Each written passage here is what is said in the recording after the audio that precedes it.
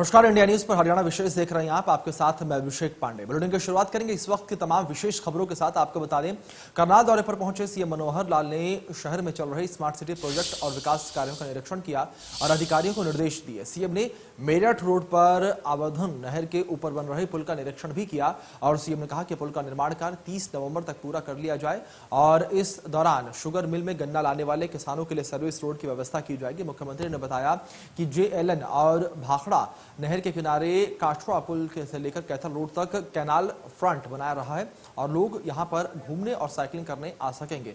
वहीं इस स्थान को पिकनिक स्पॉट की तरह तैयार किया जाएगा। सीएम ने कहा कि गुणवत्ता के साथ समझौता नहीं करेंगे।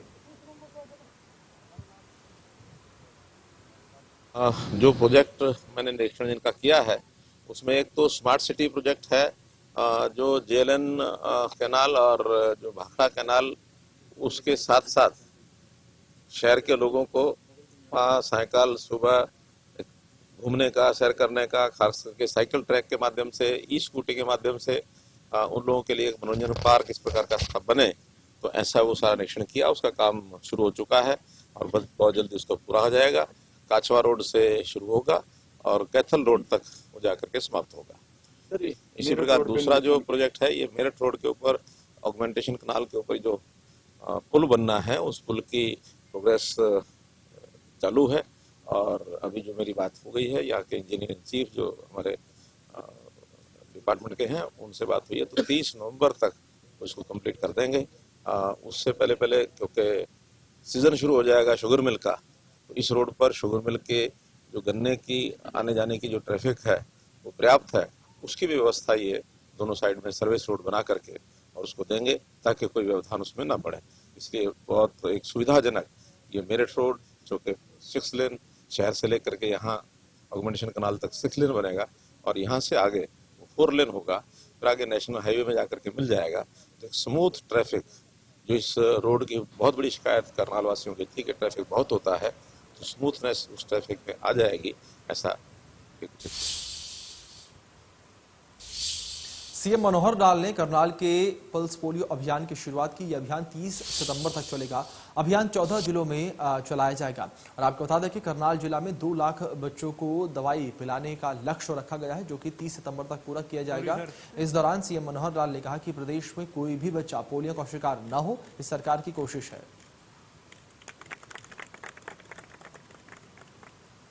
देशव्यापी बच्चों को पोलियो ड्रॉप्स पिलाने का ये अभियान शुरू हुआ है और हमारे यहाँ हरियाणा में भी आज से शुरू होकर के और ये 30 तारीख तक चलेगा। 2 लाख बच्चों का टारगेट करनाल जिले का रखा गया है। आज मुझे सौभाग्य मिला है कि करनाल में इसकी शुरुआत यहाँ से की है और अभी हर जगह पर जिलों में जहाँ जहाँ बर्थ सेंटर हैं, सब जगह ये बच्चों को पोलियो ड्रॉप्स पिलाया जाएगा। एक अच्छा अभियान है ताकि 0 से 5 ईयर्स के जो बच्चे हैं उनको आगे चल करके किसी प्रकार की पोलियो जैसी बीमारी न हो और स्वस्थ जो है वो बच्चा जो है वो हमेशा नागरिक है। पानीपत में किसानों की महापंचायत हुई, जिसमें किसान नेता राकेश टिकैत और गुरनाम सिंह चढ़ोनी मौजूद रहे। महापंचायत में किसानों को भीड़ दिखाई दी और महिलाओं ने भी बढ़ चढ़कर हिस्सा लिया। इस महापंचायत को राकेश टिकैत ने संबोधित किया। राकेश टिकैत ने कहा कि किसान आंदोलन वापस होने तक पीछे नहीं हटेगा और मजबूती से लड़ाई लड़ेंगे। आपको बता दें कि 27 सितंबर को किसान मोर्चा ने भारत बंद का ऐलान किया, जिसके मद्देनजर से ये महापंचायत बंद की तैयारी जोड़कर देखी जा रही है।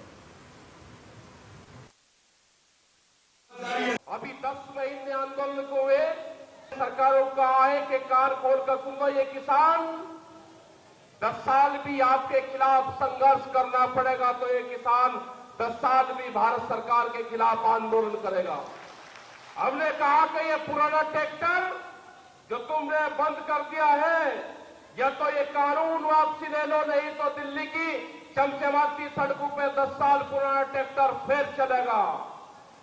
वो कब चलेगा? जब संयुक्त मोर्चा तय करेगा। ये हमारे 4 लाख ट्रैक्टर भी वही है और ये किसान भी हमारे वही है। उसको लेके एक तो सभी वर्गों से निवेदन है कि वो अपने अपने संस्थान बंद रखें, और चाहे वो आड़ती हैं, व्यापारी हैं, और चाहे वो ट्रांसपोर्टेशन वाले हैं, कर्मचारी भाई हैं, सभी से अनुरोध है। दूसरा, सुबह 6 बजे से शाम के 4 बजे तक जो है वो सभी हाईवे और राष्ट्रीय राजमार्ग और स्टेट हाईवे बंद रहे।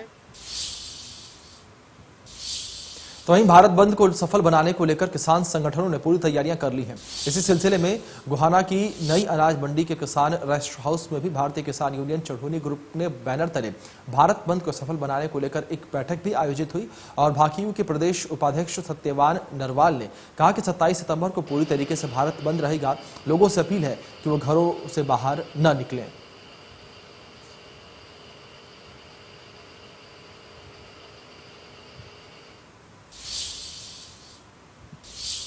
तो वहीं 27 सितंबर को किसानों का भारत बंद है। इस बंद को कांग्रेस ने समर्थन दिया है। कांग्रेस नेता रणदीप सुरजेवाला ने कहा कि कांग्रेस पार्टी किसानों के साथ खड़ी है।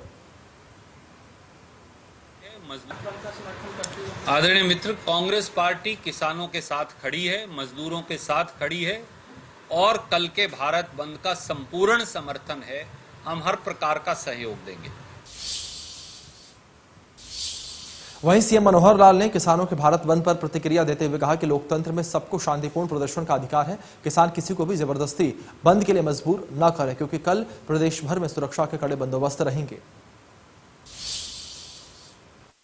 देखिए, लोकतंत्र है, वो अपने आंदोलन के नाते से जो करेंगे, लेकिन मेरी अपेक्षा यही है उनसे कि वो शांतिपूर्वक रहे और शांतिपूर्वक अपना बंद को रखें। किसी को जबरदस्ती बंद करने के लिए न कहें, क्योंकि लोकतंत्र में हर किसी को अपनी मर्जी के हिसाब से काम करने का अधिकार होता है। सुरक्षा व्यवस्था वो एकदम सारा सब लोग अपने चाक चौबंद हैं, सुरक्षा व्यवस्था पूरी बनी रहेगी, किसी प्रकार की कोई लापरवाही।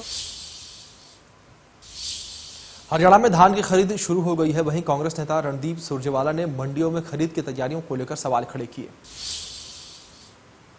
के व्यापारियों के मुताबिक एजेंसियां निर्धारित हुई, क्या उठान का इंतजाम हुआ, क्या सिलाई, ढुलाई, सफाई, गोदाम उन और जगह कहां रखनी है उनका इंतजाम हुआ।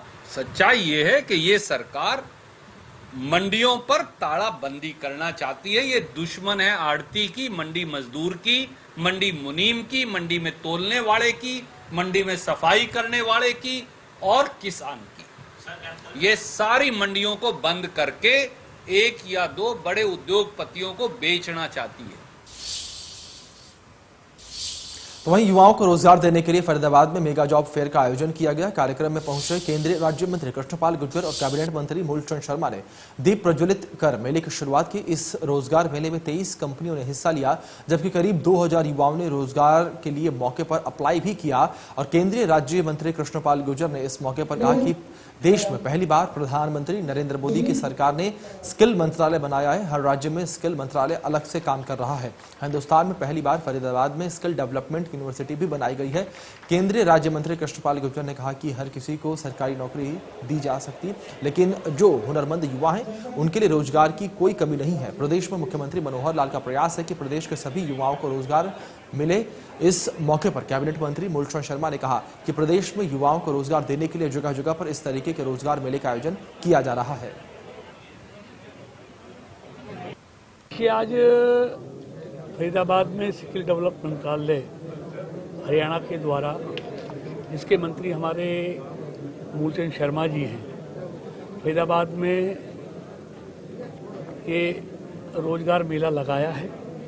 23 कंपनियां उसमें पार्टिसिपेट कर रही हैं और हजारों बच्चे उसमें मेले में, रोजगार मेले में भाग ले रहे हैं। लेकिन एक बात मैं स्पष्ट कर दूं, क्योंकि हिंदुस्तान युवाओं का देश है, जहाँ की 65% आबादी युवा है, 35 साल से कम है।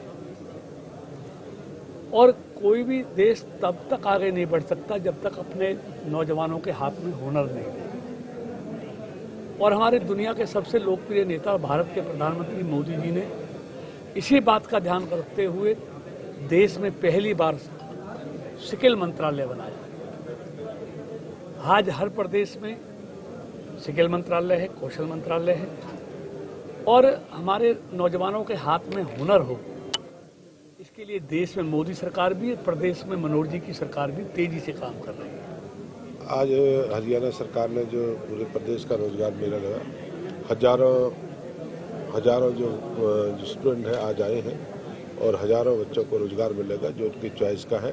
सारे 23 कंपनी आई हुई उनको रोजगार देने का काम करेंगे। जो कौशल में निपुण है, जो लड़के उनको देंगे। कितना फर्क पड़ेगा बेरोजगारी पर?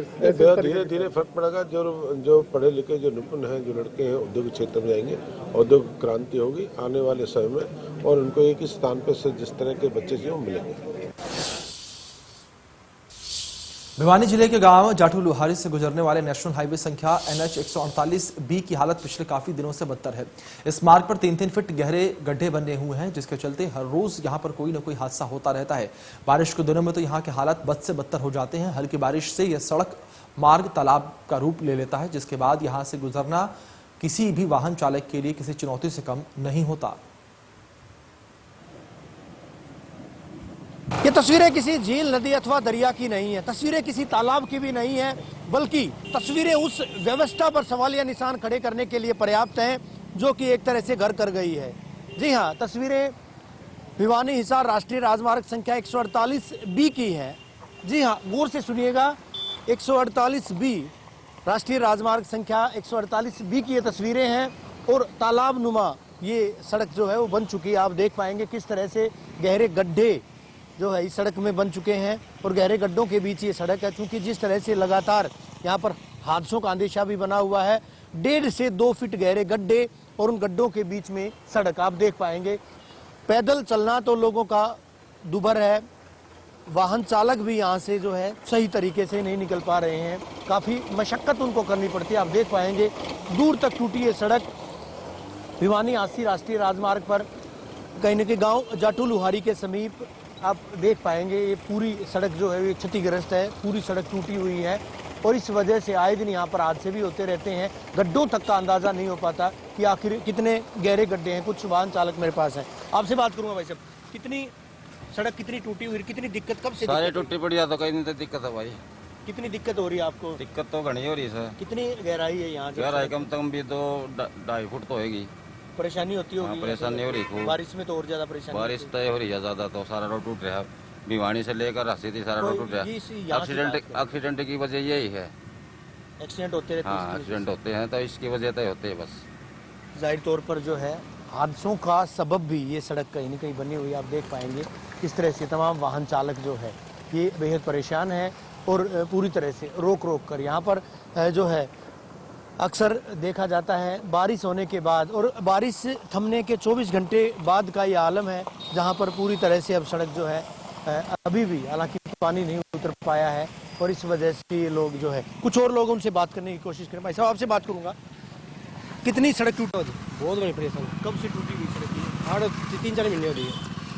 ये 3-4 महीने टूटी हुई है, कोई ठीक नहीं कर रहा है? कोई नहीं कर रहा, कोई स्वाद आ रहा है, कर दिया कोई इन्हें जी जा रहे। वाहन चालकों को कितनी परेशानी होती है जब आप वाहन लेकर आते हो, मोटरसाइकिल लेकर आते हो? बहुत घनी परेशानी होती है। आड़े को तो पट जा, कोई मर जा, फिर कह तो मर लिए। जाहिर तौर पर वो परेशानी जो है ना केवल वाहन चालकों को बल्कि राहगीरों को। मैं आपसे बात करूंगा। अच्छा, आपका नाम जानूंगा? हनुमान जी, कितनी परेशानी होती है और सड़क कब से टूटी और कहाँ के आप रहने वाले हैं? मैं इसी गांव का रहने वाला हूं जी, और बड़ी परेशानी है। इसको कम से कम 10 दिन के करीब हो गए हैं और यहाँ संसाधनों की तो बात क्या, आम आदमी पर निकलना भी बड़ा मुश्किल हो जाता है। मोटरसाइकिल है, बस वगैरह, तो यहाँ कोई भी बड़ी दुर्घटना का अंदेशा बना रहता है और प्रशासन इस तरफ बिल्कुल भी नहीं जाग रहा। प्रशासन को तुरंत इस पर एक्शन लेके इस पर कार्रवाई करनी चाहिए, इस पर काम होना चाहिए ताकि राहगीरों के लिए और आने जाने यातायात के संसाधनों के लिए अच्छा रास्ता बन सके। बड़ी परेशानी हो रही है, बड़ी परेशानी, और परेशानी जो है इसी बात से। अच्छा, आपसे बात करूंगा, कितनी दिक्कत यहाँ पर और कब से रोड जो है टूटा हुआ है, कितनी परेशानी? लगभग जब से बारिश का सीजन आया है तब से ये माहौल बना हुआ है यहाँ का। आने जाने वालों को बहुत ज़्यादा दिक्कत हो रही है। आपको कितनी परेशानी होती है जो वाहन चलाते? परेशानी बहुत हो रही है। कितने गहरे गड्ढे हैं सड़क पर? गड्ढे बहुत है, टायर बिल्कुल दिखता नहीं। देखिए, टायर दिखता नहीं है, छोटी गाड़ियाँ तो बिल्कुल जो है डूब सी जाती हैं और गड्ढों में सड़क जो है ये कहा जा सकता है, सड़क पर गड्ढे नहीं है बल्कि गड्ढों में सड़क है। और कहीं ना कहीं national highway authority of India NHAI की कार्यप्रणाली पर भी सवालिया निशान खड़े हो रहे हैं। इसको विडंबना ही कहा जाएगा कि ना तो इस रोड को दुरुस्त करवाया जा रहा है, पैचिंग नहीं करवाई जा रही है, बल्कि ये रोड, हालांकि इसका प्रपोजल हो चुका है, इसके बावजूद NHAI के अधिकारी और यूं कहिएगा कि स्थानीय प्रशासनिक अमला जो है वो भी कहीं न कहीं उदासीन बना हुआ है और संभवतः या किसी बड़े हादसे के इंतजार में है। वीडियो जर्नलिस्ट सुमित अवस्थी के साथ रवि जांगड़ा, इंडिया न्यूज, हरियाणा। फिलहाल रुकेंगे छोटे से ब्रेक के लिए। ब्रेक के उस पार भी खबरों का सिलसिला जारी रहेगा।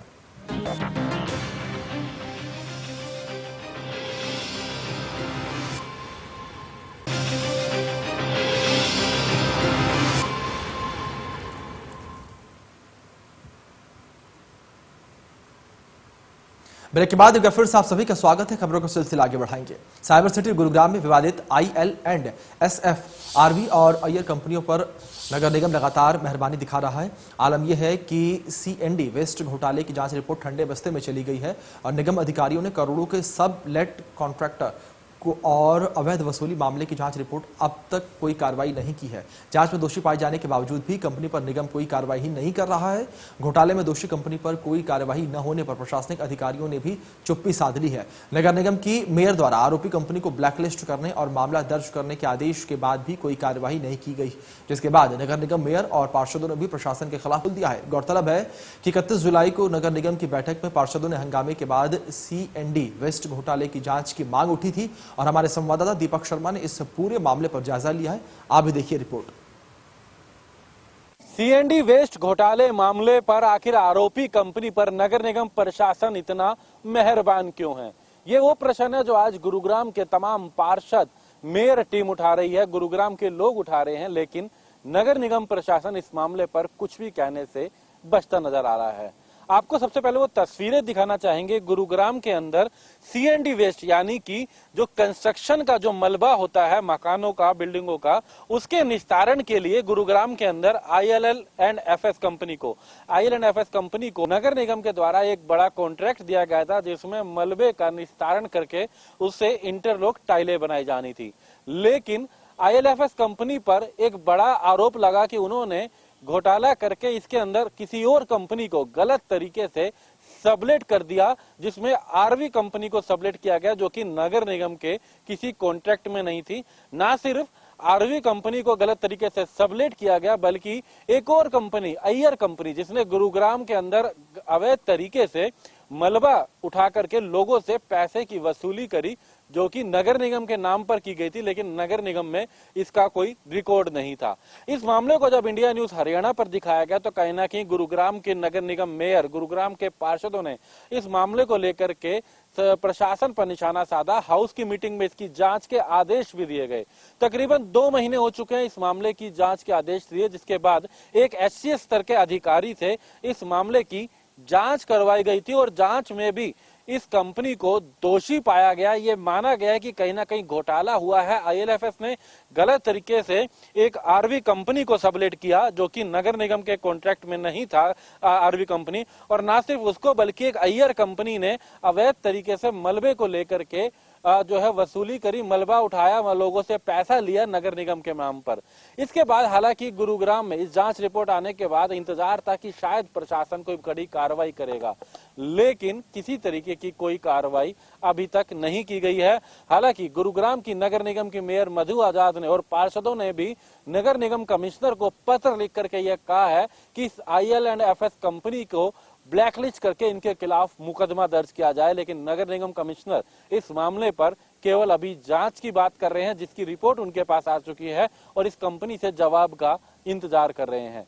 सबसे बड़ी बात एक और यहाँ पर अगर करें तो इस मामले को लेकर के अय्यर कंपनी, जो कि जांच में भी पाया गया कि गलत वसूली, उसको लेकर के भी उनके खिलाफ मुकदमा दर्ज करने की बात की गई, लेकिन वहां पर भी कुछ नहीं हुई है। लेकिन हर बार की तरह नगर निगम कमिश्नर की बात की जाए या तमाम निगम के अधिकारियों की बात की जाए, वो इस मामले पर चुप्पी साधे हुए हैं और केवल इस कंपनी को समय पर समय दे दिया जा रहा है। यहाँ इस मामले पर अगर शहरी निकास एवं स्थानीय मंत्री की अनिल विज की बात करें तो वो खुद कड़ा रुख अख्तियार करके उन्होंने भी स्पष्ट कर चुके हैं कि किसी भी दोषी को बख्शा नहीं जाएगा। लेकिन अभी तक सभी को इंतजार है उस रिपोर्ट का जिसमें इनको दोषी करार दिया गया, जिसमें इनकी कमी बताई गई कि आखिर कब उनके खिलाफ कार्रवाई होगी और आखिर क्यों नगर निगम कमिश्नर और तमाम अधिकारी इस मामले पर चुप्पी साधे हुए हैं। गुरुग्राम से कैमरामैन गीतम के साथ दीपक शर्मा, इंडिया न्यूज हरियाणा। चलिए हरियाणा विशेष में इतना ही। तमाम बड़े अपडेट्स के लिए बने रहिए इंडिया न्यूज के साथ।